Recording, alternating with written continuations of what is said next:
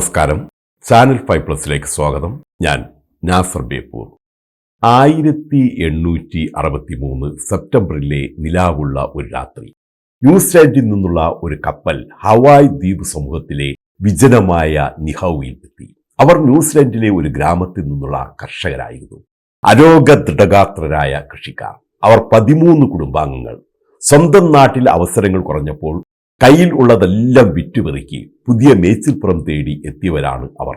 ഹരിതാഭമായൊരു കൃഷിയിടം തേടിയാണ് അവരെത്തിയത്. കണ്ടത് വരണ്ടുണങ്ങിയ ഒരു ദ്വീപ്. പക്ഷെ അവരുടെ നേതാവ് സിൻക്ലെയർ റോബിൻസന് ഇളക്കമുണ്ടായിരുന്നില്ല. അയാൾ അതിന്റെ അധിപനായ കമേഹമേഹ എന്ന രാജാവിനടുത്തെത്തി.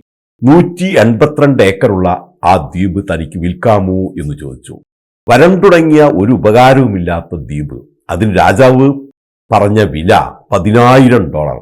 ഹവായിലെ വൈഗീക്ക്, പേൾ ഹാർബർ എന്നിങ്ങനെയുള്ള ഫലഭൂയിഷ്ടമായ ദ്വീപുകൾക്കും അന്ന് ഇതേ വിലയായിരുന്നു രാജാവ് പറഞ്ഞത്. പക്ഷെ രാജാവിനെ അതിശയിപ്പിച്ചുകൊണ്ട് തനിക്ക് നിഹൌ തന്നെ മതിയെന്നാണ് സിൻക്ലെയർ റോബിൻസൺ പറഞ്ഞത്. അദ്ദേഹം $10,000 തുല്യമായ സ്വർണം നൽകി ആ ദ്വീപ് വാങ്ങി. അതോടെ റോബിൻസൺ കുടുംബം ഹവായിലെ ഏറ്റവും വലിയ ഭൂവുടമകളായി മാറി. അങ്ങനെയാണ് നിഹൌവിന് റോബിൻസൺ ഗേ അല്ലെങ്കിൽ സിൻക്ലെയർ എന്നുകൂടിയുള്ള പേര് വന്നത്.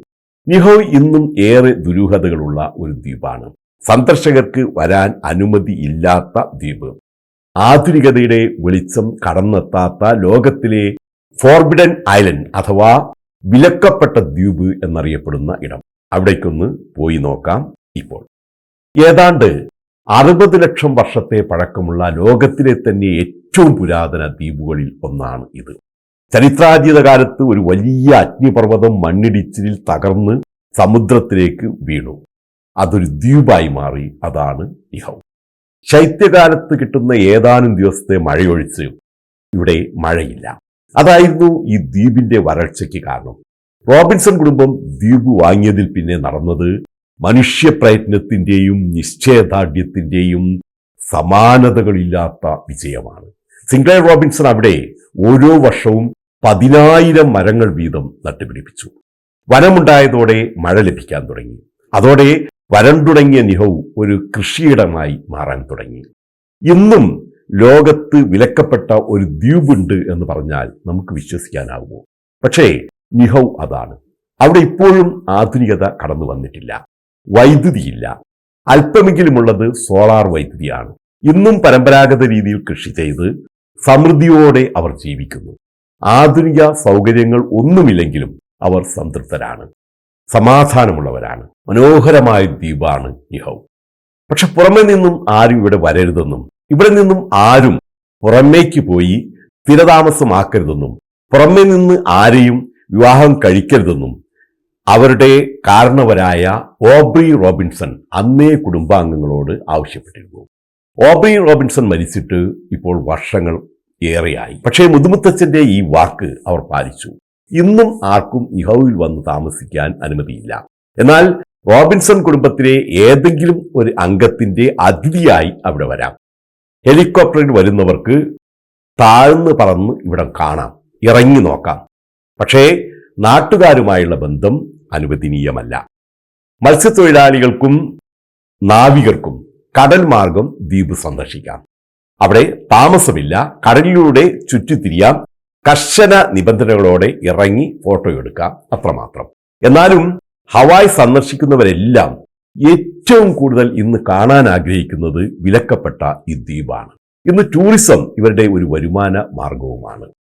കേരളത്തിലെ ആറന്മുള കണ്ണാടി പോലെ നിഹൌവിൽ കരകൗശലമായി നിർമ്മിച്ച ഷെല്ലൈ ലോകപ്രസിദ്ധമാണ്. ഇതുകൊണ്ടുള്ള ആഭരണങ്ങൾ ലോകത്തിലെ തന്നെ മികച്ചതായാണ് കണക്കാക്കപ്പെടുന്നത്.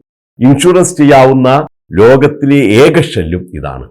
ശംഖിൽ നിന്നും ആഭരണങ്ങൾ ഉണ്ടാക്കുന്ന ലെയ് നിർമ്മാണ കല നിരവധി തലമുറകളായി കൈമാറ്റം ചെയ്യപ്പെടുന്നതും ഇന്നും നിലനിൽക്കുന്നതും പുരാതന ഹവായിയൻ കലകളിൽ ഒന്നുമാണ്. ഇതിന്റെ ഒരൊറ്റ ലെയ്ക്ക് 100 കണക്കിന് ചെറിയ ഷെല്ലുകൾ ആവശ്യമാണ്. ഈ ചെറിയ ഷെല്ലിൽ തന്നെ 100 കണക്കിന് തുളകളിട്ടാണ് ലെയ് നിർമ്മിക്കുന്നത്. ഇതിന് ഏറെ സമയവും സൂക്ഷ്മതയും വേണം. ഈ നിഹൌ ഷെല്ലീസിന്റെ വില കേട്ടാൽ നമ്മൾ അതിശയിച്ചു പോകും. ഷെല്ലൈ വിൽപ്പന നിഹൌവിലെ പ്രധാന വരുമാന മാർഗവും ആണ്. ആർക്കും ഇവിടെ നിന്ന് പുറത്തുപോയി മറ്റുള്ളവരുമായി അധികം കൂട്ടുകൂടാൻ അനുമതിയില്ല. അങ്ങനെ റോബിൻസൺ കുടുംബത്തിന്റെ പാരമ്പര്യവും തനിമയും നിലനിർത്തണമെന്നും നിഹൌവിന്റെ പവിത്രതയ്ക്ക് കളങ്കം ചാർത്തരുതെന്നും അവർക്ക് നിർബന്ധമുണ്ട്. ഇപ്പോൾ റോബിൻസൺ കുടുംബത്തിന് വേണ്ടി ജോലി ചെയ്യാൻ ചില കർഷകരെ അവർ ഇവിടേക്ക് ക്ഷണിച്ചിട്ടുണ്ട്. താൽക്കാലിക താമസത്തിനായി അവർക്ക് മിതമായ ശമ്പളം, തടി കൊണ്ടുള്ള വീടുകൾ, മെഡിക്കൽ ഇൻഷുറൻസ് എന്നിവ നൽകുന്നുമുണ്ട്. അവർക്കവിടെ സ്വന്തമായി വീട് വയ്ക്കാനോ സ്ഥിരമായി താമസിക്കാനോ ഒന്നും അനുമതിയില്ല. കുടുംബത്തിന്റെ കർശനമായ ഈ നിയന്ത്രണങ്ങളിൽ പുതിയ തലമുറയിലെ പലർക്കും യോജിപ്പില്ല. അവരിൽ ചിലർ നിഹൌ വിട്ടുപോയി മറ്റിടങ്ങളിലേക്ക് ചേക്കേറിയിട്ടുമുണ്ട്. അതോടെ അവർക്ക് നിഹൌ കുടുംബത്തിന്റെ അവകാശം ഇല്ലാതാകും. അവർ റോബിൻസൺ കുടുംബവും അല്ലാതാകും. എന്നിട്ടും പലരും ഈ ദ്വീപിനെ ഉപേക്ഷിച്ചു പോയി. ഇപ്പോൾ വെറും 84 പേർ മാത്രമാണ് ഇവിടെയുള്ളത്. അങ്ങനെ വിജനമായി മാറുകയാണ് ഈ ദ്വീപ്.